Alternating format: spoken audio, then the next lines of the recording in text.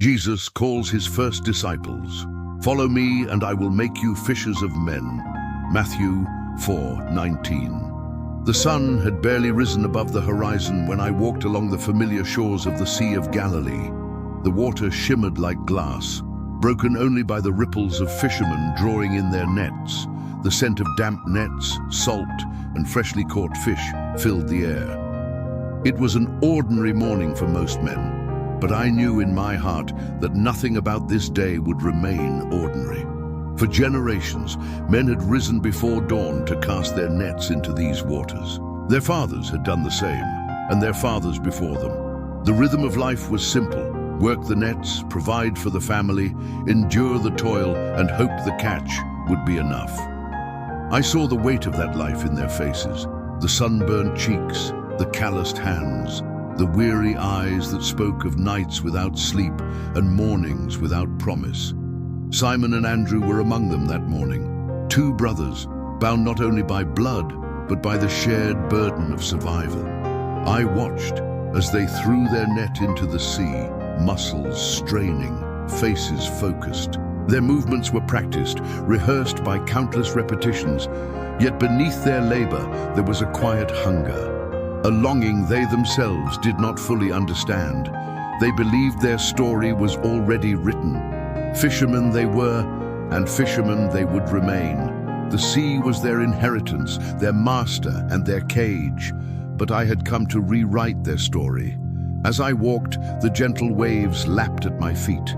Every step carried the weight of eternity, yet also the tenderness of a shepherd seeking his sheep. I had always loved these men before they even knew me. Before they cast their first net, I had already chosen them. And on this morning, that choice would unfold before their very eyes. Life as they knew it was safe in its predictability. It offered comfort in routine, even if it also carried chains of limitation. The sea promised daily bread, but never more than that. Their hearts beat with the rhythm of survival, but they had not yet tasted the rhythm of purpose. I saw Simon's quick temper, his stubborn resolve, his fire that could burn out of control or ignite 1,000 flames for the kingdom. I saw Andrew's quiet strength, his listening spirit, the one who noticed what others overlooked. Their ordinary lives were not wasted, but they were incomplete. Further down the shore were James and John, the sons of Zebedee. Their boat was larger, their family more established. They mended their nets beside their father, loyal to his trade and heritage. I could see in them a fierce loyalty, a boldness that once redirected would thunder like their nickname, Sons of Thunder. All of them were men of the ordinary, fishermen, workers, sons, brothers. Their lives were predictable, steady, yet shackled to what their eyes could see and their hands could touch. And that is where the story of every soul begins, in the ordinary. Days bleed into days, tasks into tasks, years into years, until the heart quietly whispers, "Is this all there is?" The world tells men to accept their lot, to keep their heads down, to live and die within the small circle drawn by circumstance. But I came to break that circle. I came to take the ordinary and make it extraordinary. On that morning, the Sea of Galilee was not just a body of water. It was a threshold, and those men, tired and unaware, stood on the edge of eternity without knowing it. As I approached them, I knew their lives would never be the same again. Their nets, their boats, their routines, everything familiar was about to be shattered. And in its place, I would give them something they had never dared to imagine. Not survival, not routine, not merely bread on the table, but destiny. The morning light touched the waters like a promise, and I, the promise made flesh, walked toward them, because the time had come for the ordinary to meet the eternal. The Sea of Galilee is generous some days, and merciless on others. Fishermen know this truth too well. One night their nets are full, the next they return empty, no matter how hard they labor. Simon and Andrew had already endured such nights, where the silence of the water mocked their efforts and the empty nets weighed heavier than a boat filled with fish. This uncertainty carved cracks in their souls. Outwardly, they were strong, dependable, even proud of their trade. But inwardly they wrestled with the same questions every man faces. What if my labor is not enough? What if tomorrow fails me? What if my life never changes? That morning, as I drew closer, the crack in their hearts was already widening. Simon cursed under his breath as he pulled at his net, its fibers frayed from endless use, its catch smaller than he had hoped. Andrew said little, but his silence spoke volumes. Behind his calm eyes was the quiet ache of a man who sensed there must be something more. James and John, farther down the shore, worked beside their father. Their family had more stability, yet even stability can become a prison. I saw in them the restlessness of young men who longed for a cause greater than themselves, yet did not know where to find it. Their father mended the nets with care, his weathered hands moving with precision. To him, life was simple. Maintain the boat, mend the nets, catch the fish, pass the trade to his sons. But the sons longed for something beyond inheritance. The crack was not in their nets, nor in their boats. The crack was in their hearts. Every man reaches a moment when the ordinary no longer satisfies. Work provides bread, but it cannot feed the hunger for meaning. Achievements fill the boat for a night, but by morning the hunger returns. Even laughter around the fire fades when silence sets in. I had seen this in countless lives. The woman at the well who searched for love in the arms of many but found herself empty still. The rich young ruler who had everything yet could not quiet the ache in his soul. Nicodemus, who studied the scriptures but lay awake at night, asking questions he dared not speak aloud. The crack is universal. It is the whisper in the soul that says, surely there must be more than this. Simon felt it as frustration. Andrew felt it as yearning. James and John felt it as restlessness. Each carried the crack differently, but it was there all the same. And I had come to widen that crack, not to harm them, but to prepare them. For only when the old vessel is broken can it be remade. Only when the net tears can it be mended to hold a greater catch. Only when a man admits, I am not enough, can he hear the voice of the one who is. As I walked toward them, I let my eyes linger on Simon. His strength was real, but so was his emptiness. His boldness would one day become the rock on which I would build my church. But first, it had to be broken of pride and reshaped by grace. The crack is never comfortable. It unsettles, it disturbs, it makes men restless. But the crack is mercy in disguise, for without it, a man clings to his nets, his boats, his trade, his little kingdom. With it, he becomes ready to release all of it for something greater. That morning, the ordinary rhythm of casting and mending, rowing and pulling was already trembling. Their souls were not content with survival anymore. They were ready, though they did not know it, for a voice that would call them beyond the shore. And I, the Word made flesh, was about to speak that voice into their lives, because the crack is always the beginning of calling. The morning was quiet, except for the splash of nets hitting the water and the creak of wooden boats rocking against the waves. Yet in the stillness, heaven was stirring. Angels watched, for they knew what men did not, that a kingdom was about to be born on the edge of Galilee. I drew nearer to Simon and Andrew. Their net dangled between them, heavy but not with fish, heavy with disappointment. Simon's brow furrowed, his hands gripping the rope with frustration. Andrew's gaze lingered on the horizon, as though his heart was reaching for something he could not name. I stopped where the water kissed the sand. The waves lapped around my feet, and the morning sun broke across my shoulders. Then I spoke the words that would pierce the silence of their lives and echo through generations. Follow me, and I will make you fishers of men. The words were simple, no long explanation, no bargaining, no promises of wealth or comfort, just an invitation and a destiny. In that moment, time seemed to pause. The air grew heavy.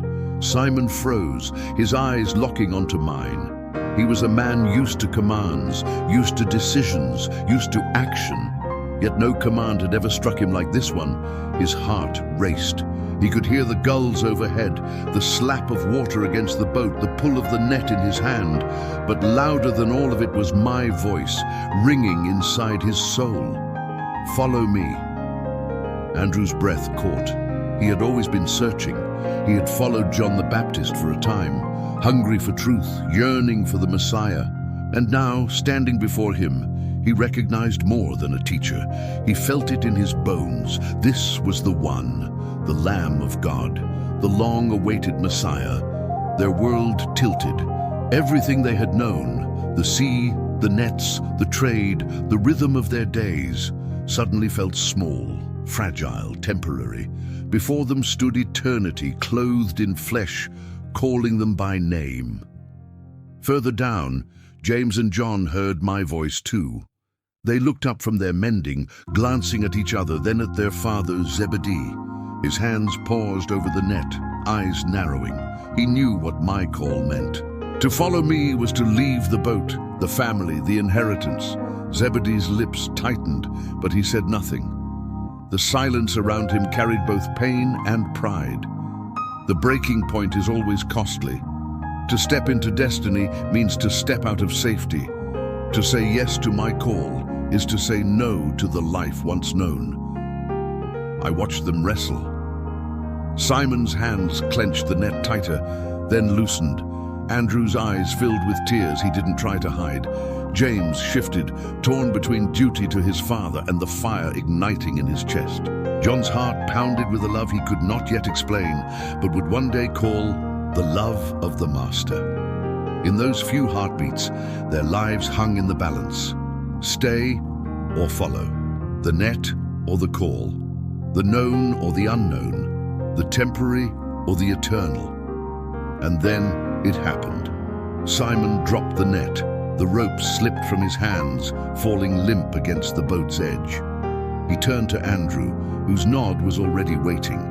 Together, they stepped out of the boat. Farther down, James and John looked at their father one last time. Zebedee's eyes were wet, though he tried to hide it. They laid their nets beside him and stood. Their hearts were breaking, yet being remade in the same instant. They walked toward me. 4 fishermen. Ordinary men stepping into an extraordinary call. The breaking point was complete. The nets were behind them. The kingdom was before them. And I smiled, for this was the beginning of something the world could never contain. The nets lay abandoned on the sand, their fibers still damp with the sea, but no longer bound to the hands of those who had carried them. Simon, Andrew, James, and John had chosen. Their feet left behind the boats, the fish, the familiar, and stepped into a new rhythm, one they could not yet understand. As they walked beside me, silence filled the space between us at first. The weight of what they had just done pressed heavy on their hearts. Simon's mind raced. What have I done? What about my wife, my home, my future? James and John glanced back once more at their father, guilt and longing flickering in their eyes. Andrew walked quietly, his gaze fixed on me, peace battling with uncertainty in his spirit. I knew their thoughts before they spoke them. I felt their fears before they confessed them. Leaving the nets had not yet freed them from the questions that clung like shadows. So I spoke again. My words were not loud, but they carried the authority of heaven. You have left your nets, yes, but you will gain what nets can never hold. The sea can give you fish for a day. I will give you a harvest for eternity. The boats you abandoned will fade with time, but the kingdom you now step into will never perish. Their eyes lifted. They did not fully understand, but something within them shifted. They had been fishermen, men of muscle, routine, and the sea. But now I was calling them to a deeper purpose, to cast nets not for fish, but for souls, to feel the tug not of creatures from the deep, but of hearts longing for truth. Simon frowned, still wrestling with the change. But Lord, he finally said, we do not know how to fish for men. I smiled, for his honesty was the soil where faith could grow. "You do not yet know, Simon, but I will make you. It is not your skill that will bring the catch, it is my spirit. Where your nets once failed, my word will not. Where your arms once grew weary, my strength will sustain you. Where you once labored in the dark, you will now walk in the light." James's brow furrowed. "And what of our families, our homes?" "Do not think I have called you to abandon love," I answered. "Rather, I will expand your hearts. You will find brothers and sisters in every city, mothers and fathers in every village. You will be fathers of the fatherless, shepherds of the wandering. Your family will grow beyond the bloodline to embrace the nations." John's chest rose as he breathed deeply, his young heart burning. He did not yet have words for it, but he felt the fire of love that would one day define his testimony. The shift had begun. No longer were they men bound to the shore. No longer were they defined by boats, nets, and the market's demands. They were apprentices of the kingdom now, disciples of the Master. Their hands, once rough with rope, would soon break bread for the hungry. Their backs, once bent from hauling fish, would carry the message of salvation across nations. I looked at them, 4 ordinary men who had dared to say yes, and my heart swelled with joy. For the kingdom of heaven does not begin with kings or palaces, but with fishermen on a shore, willing to leave everything for the sake of the call. The shift was not yet complete. They would stumble, doubt, misunderstand, but they had taken the first step, and heaven rejoiced. This was the ultimate transformation. He was no longer defined by his profession, but by his vocation. I was not simply giving him a new job. I was giving him a new life, a new identity, and a new destiny. The fear he felt was replaced with an unwavering confidence in my plan. His expertise in fishing was now a metaphor for his new mission: to patiently and diligently gather souls for the kingdom.